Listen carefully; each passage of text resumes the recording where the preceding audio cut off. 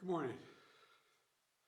Last night, operating on my orders, the United States military forces successfully removed a major terrorist threat to the world, the global leader of ISIS, known as Haji Abdullah.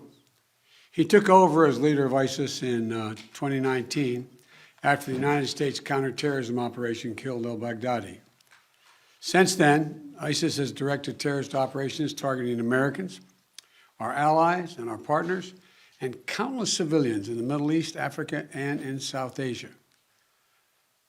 Haji Abdullah oversaw the spread of ISIS-affiliated terrorist groups around the world after savaging communities and murdering innocents.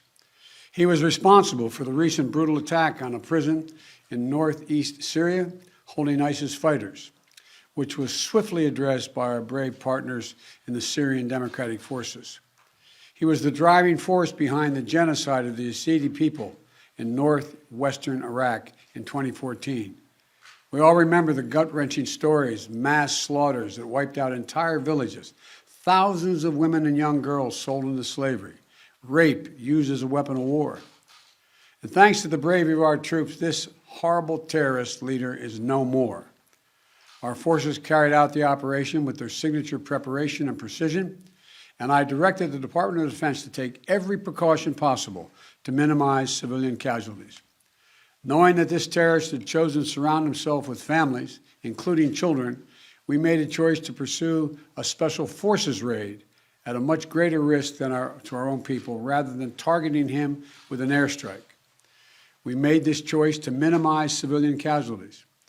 Our team is still compiling the report, but we do know that as our troops approach to capture the terrorist, in a final act of desperate cowardness, he, with no regard to the lives of his own family or others in the building, he chose to blow himself up, not just to the vest, but to blow up that third floor, rather than face justice for the crimes he has committed, taking several members of his family with him, just as his predecessor did. I'm grateful for the immense courage and skill and determination of our U.S. forces, who skillfully executed this incredibly challenging mission. The members of our military are the solid steel backbone of this nation, ready to fly into danger at a moment's notice to keep our country and the American people safe, as well as our allies. And I'm also grateful to the families of our service members. You served right alongside these soldiers and sailors, Marines, Special Forces, the loved ones, giving them the strength and support they need to do what they do. To our service members and their families, we're forever grateful for what you do for us, and we owe you a debt. Thank you. We're also aided by the essential partnership of the Syrian Democratic Forces. I want to commend our dedicated intelligence community, the Department of Defense, and members of our national security team throughout the government, whose meticulous and tireless work over the course of many months ensured that this mission succeeded.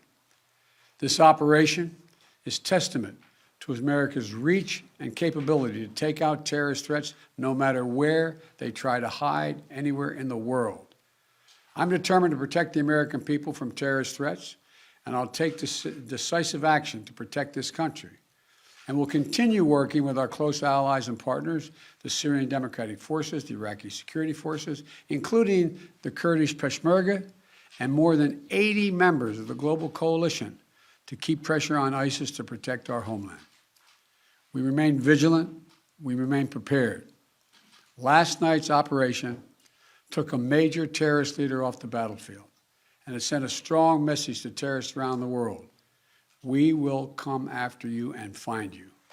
Once again, today, we continue our unceasing effort to keep the American people safe and to strengthen the security of our allies and partners around the world. I want to thank you all, and may God bless you, and may God protect our troops. I'm heading off to New York right now. I'm late, and I thank you for your time. Appreciate it. Mr. President, aside from ISIS being eliminated, sir. How many U.S. troops were involved, sir? Mr.